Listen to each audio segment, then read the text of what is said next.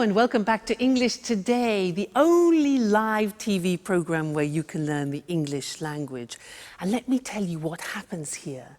Well, there are a lot of sound technicians, cameramen, technicians everywhere helping me make this program for you, and it's great. It's a real pleasure to teach you. Now, in this lesson, I want to do a general revision of the present tenses, just to be sure that you've understood everything we've learnt so far, okay? Now, do you remember him? Mr. Dinosaur? Do you remember him? Dinosaur? He represents the simple present tense, and when we use it, do you remember? Let's check that. Mr. Dinosaur, dinosaur.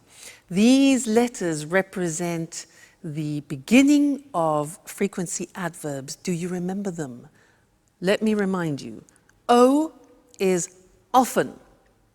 So, I often drink coffee in the morning. What about this? A. Good. Always. Great. I always get up at 6:30 in the morning. This one. Usually. This one.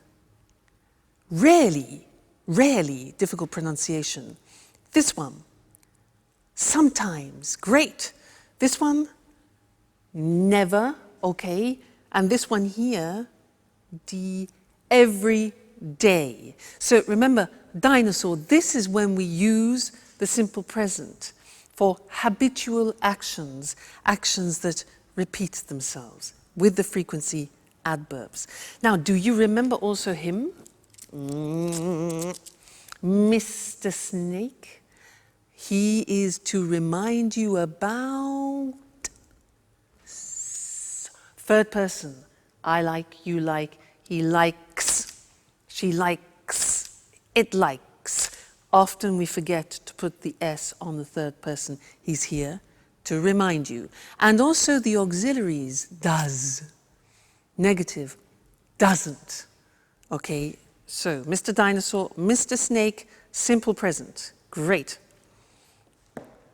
Then we learned the present continuous, that, for example, I am learning. We learned that the present continuous has 3 uses. Do you remember? Here they are.